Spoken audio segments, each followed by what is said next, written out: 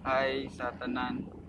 So, thank you day sa akong brother, sa akong kuya JR sa pag-challenge ako sa pag-tag sa kuha about atong memory verse. So, dugay na kay ko niya giingnan pero karon pa ako nabuhat. So, kato akong memory verse kay nasa 2 Timothy 4 verse 5. But you should keep a clear mind in every situation. Don't be afraid of suffering for the Lord. Work at telling others the good news and fully carry out the ministry that God has given you. So, kato akong memory verse. Actually, kay kana siya na verse kay katong na ako sa Manila. It's a verse na gipa dream sa ako ni Lord sa ako ang decisions na gibuhat sa akong life. So, moto sa akong dream kay nagdamgo ko na about something na ako'y nagpray ko sa isa ka tao, sa akong classmate man siguro to.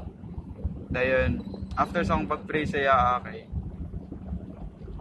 kay nakatulog kay nakamata ko dayon paguman kay na verse na ni cap up sa akong mind bitaw din alo ko kabalungan no, pero ang ni cap up sa akong mind jud diretso after sa akong pagdamgo kay 2 Timothy 5. Then ano ko, Lord, nganong kulang man, di ba dapat na 2 Timothy 5 verse then ano ko, Lord, nganong kulang man.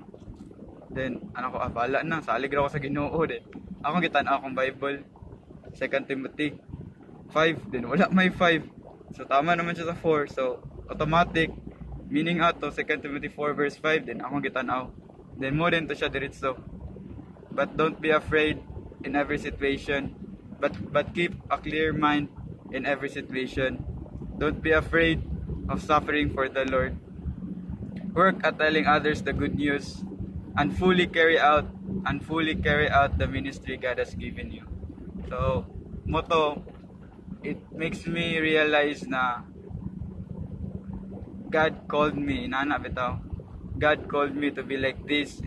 God called me to sacrifice, to suffer, to sacrifice my work, to sacrifice what I love the most. So sa mga wala kabalo kay I'm a seaman in profession, but I decided to seek God. I decided to be a pastor. And karon nag-intern pastor ko. So kato siya na verse really kanang strike me the most ba na don't be afraid of suffering for the Lord, and I know that what I did is for the Lord, so I don't need to be afraid bitaw din, and fully carry out the ministry God has given you.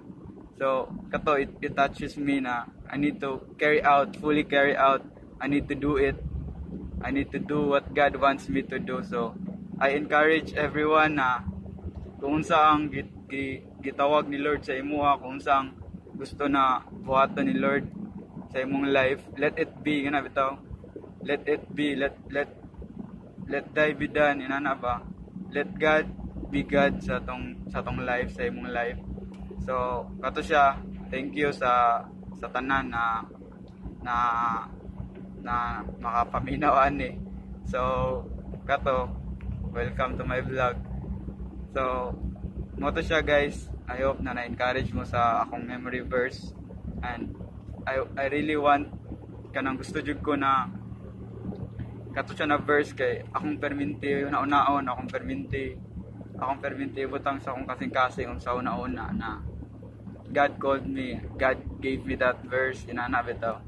So moto siya akong gi-share. Goodbye, God bless you all.